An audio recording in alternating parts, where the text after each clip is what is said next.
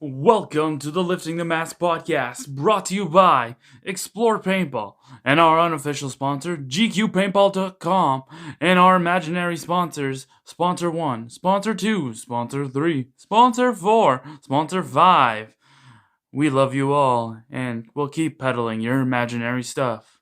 Now, on to the show. Alright guys, welcome to the Lifting the Mask podcast, presented by Explore Paintball. Today we are going to be talking about the it's not a good thing to talk about, I guess. Just trying to place my words. Is the image problem within paintball. I've heard it from the national scale at national events down in the States where they've had potential big name sponsors come in and they've taken a walk through the divisional pits and seen guys smoking pot while playing, drinking beers while playing, or just stuff like that. And have come out of it and gone, nope, we don't want to sponsor you. Or seen the mess it creates or something like that. And gone, nope, we don't want to sponsor you. But I'm going to look at it more on a localized more grassroots, I guess we could say, because that's where we get the people in, is on the grassroots. And if we don't have fields that are clean, make a good first impression, or just provide a good first experience, we're not going to get people to join the sport and play this game.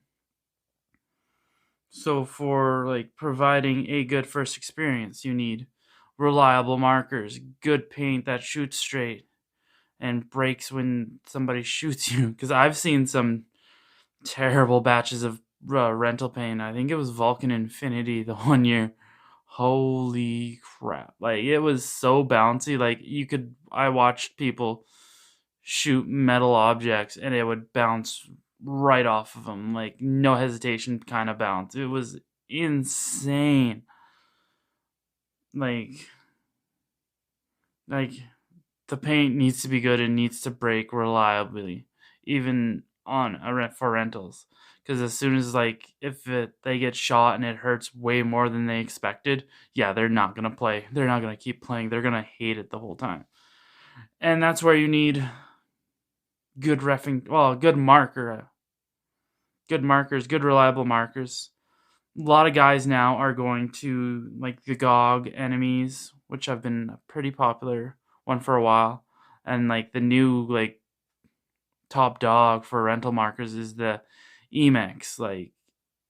They're so damn good, easy to clean, need next to no maintenance, and the maintenance on them is super easy, so no wonder they're being used as rentals now. And the shot quality on them is amazing.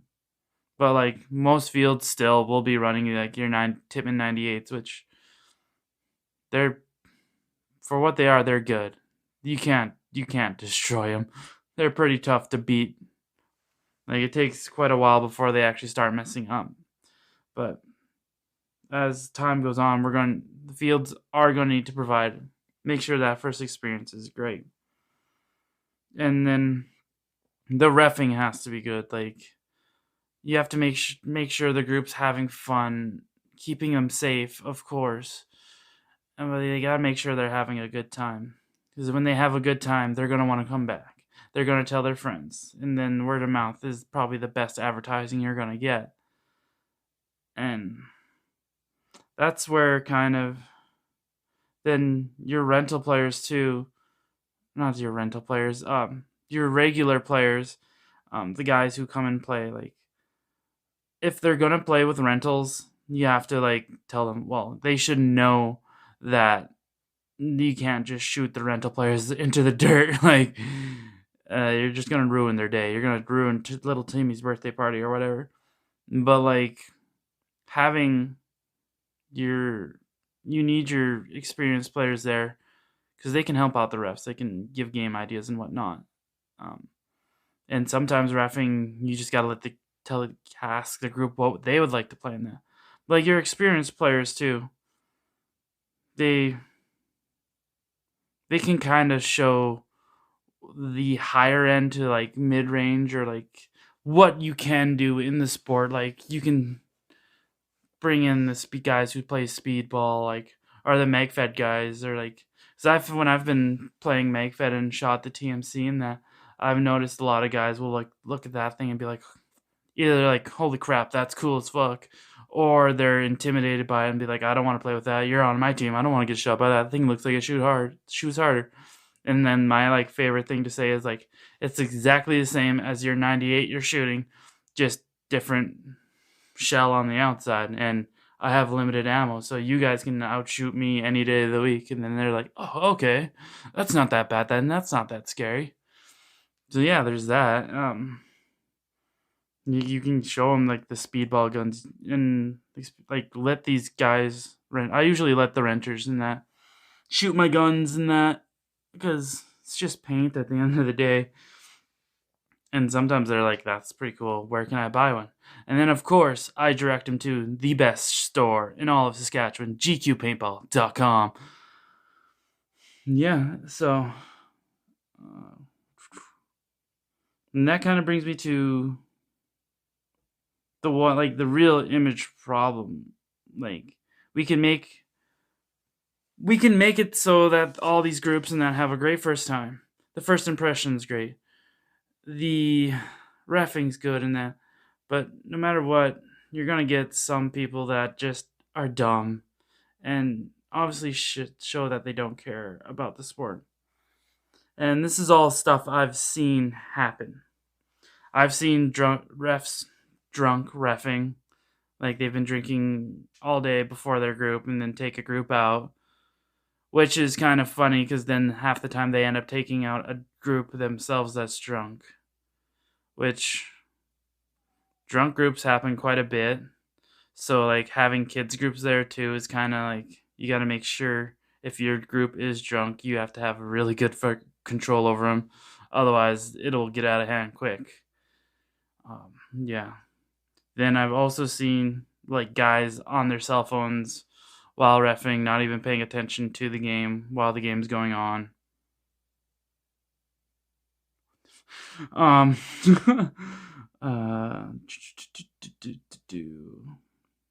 just like,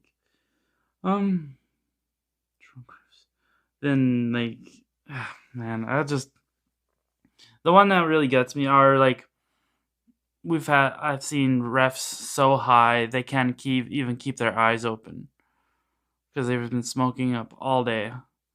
Like, I get if you need to drink or smoke up, just do it at the end of the day. Or like, I don't know, that's the way I see it. Just do it at the end of the day when everyone's done, and then you can have fun talking about it at the end of the day.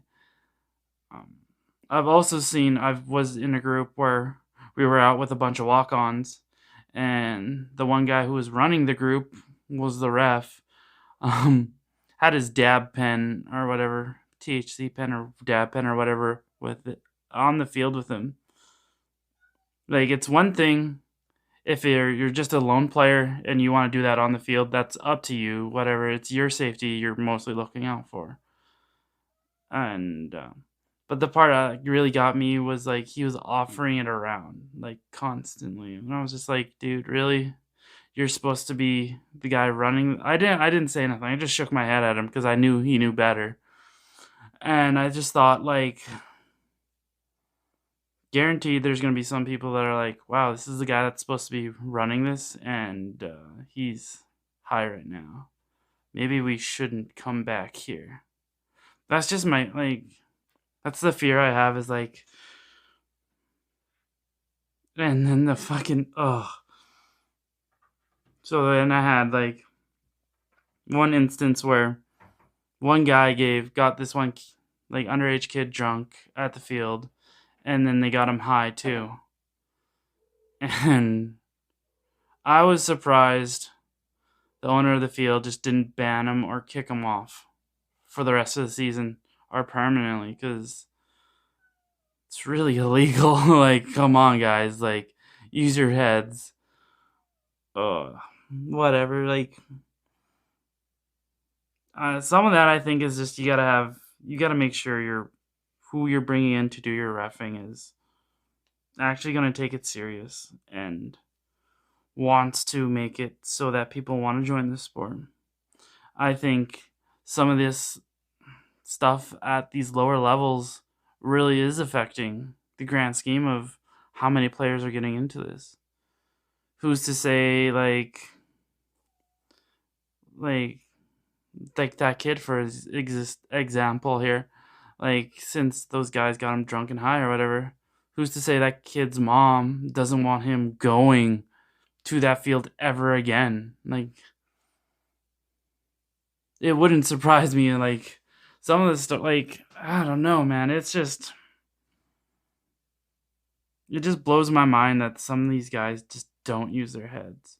Like, unfortunately for that field, fuck, I hate to say it, but I think it's gonna take somebody getting seriously hurt before, like, they get their heads out of their ass and kind of really crack down on the reffing, and not even the reffing, just the mentality of these guys when they go to ref. It's sad to say. Like,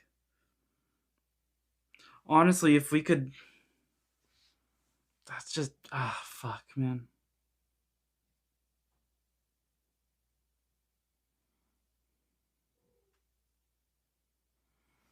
Like, if you want to drink, then play. That's up to you.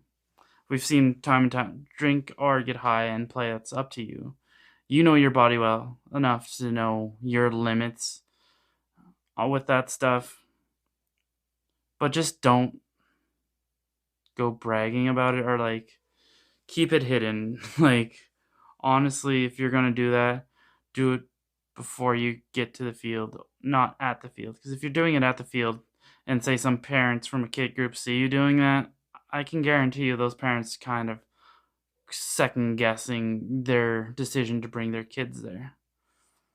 I'm not saying we have to make it super family friendly or anything like that, but like, use your heads about it. Like, we are playing a sport where we're shooting each other, so it's kind of not family friendly to begin with. But let's use our heads and make it so these people want to come back. Who knows? We might have the next great paintball player, next Ollie Lang or whatever, at one of these fields, and something that their parents sees there makes them never want them to come back.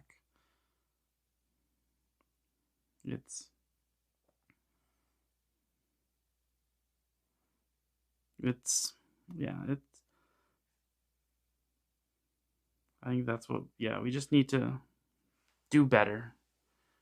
Like, if they can hold a major major award show in Vegas and nobody jumps in the goddamn pool, I think we can make it so more and more people actually want to play the sport at the lower levels and at the grassroots levels, and start out as rec players and stuff, and find out that all the fun stuff, or like all the camaraderie and that, happens off the field as well. Not only on the field, but off the field, after the games and everything is done and everything's all put away. But yeah, that's kind of all I got for now. It's kind of a downer of an episode, but I think it needs to be said. Look,